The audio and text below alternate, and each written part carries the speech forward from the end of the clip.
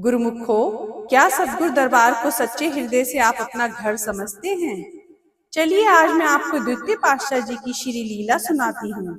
आप बड़े ही श्रद्धा भाव और ध्यान से सुने। बोलो जयकारा बोल मेरे श्री गुरु महाराज की जय। एक बार श्री सद्गुरुदेव महाराज जी, श्री द्वितीय पातशाह जी महाराज चकोड़ी संत आश्रम की हवेली में, जो सत्संग के कमरे के आगे बनी हुई थी, टहल रहे थे। महात्मा रोशन आनंद जी के अतिरिक्त कुछ अन्य महात्मा जन भी उस समय वहां उपस्थित थे। अकस्मात ही श्री सद्गुरुदेव महाराज जी की कृपा दृष्टि धरती पर पड़े हुए कुछ गेहूं के दानों पर पड़ी। उन गेहूं के दानों की ओर संकेत करके वहां उपस्थित महात्मा जनों को आपने ये वचन फरमाए, अब देखो गेहूं के थोड़े से दाने यहाँ गिरे पड़े हैं।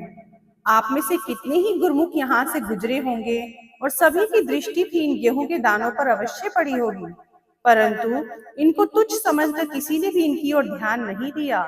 यदि गुरुमुख सेवक इन दानों को समेटकर उठा ले और ले जाकर लंगर में रखे हुए गेहूं में मिला दे, तो इस सेवक की भक्ति का क्या कहना, वह तो यथार्थ में ही हीरा बन जाएगा।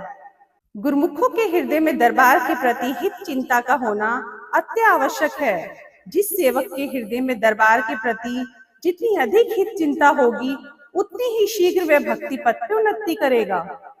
गुरुमुख सेवक को चाहिए कि वह सद्गुरु दरबार को सच्चे हृदय से अपना घर समझे। जिस प्रकार मनुष्य घर की वस्तुओं को सदा संभाल कर रखता है, उसी प्रकार ही गुरुमुख सेवक का भी कर्तव्य है कि गुरु दरबार को अपना घर समझकर उसकी प्रत्येक वस्तु की भली भांति संभाल करे, इसमें तनिक भी उपेक्षा ना करे। यदि एक बार असावधानी बरती तो फिर मन बार बार धोखा देकर अवनति की ओर ले जाएगा। श्री दरबार के साथ सहानुभूति रखना वस्तुतः अपने साथ सहानुभूति रखना है। इस प्रकार जीव भक्ति मार्ग में शीघ्र ही उन्नति कर सकता है। श्री वचन श्रवण कर सभी ने आपके पावन चरण कमलों में दंडवत करके क्षमा मांगी। तत्पश्चात महात्मा रोशन आनंद जी गेहूं के उन दानों को एकत्रित कर लंगर में दे आए। बोलो जयकारा बोल मेरे श्री गुरु महाराज की जय। जय सच्चिदानंद गुरुमुखो।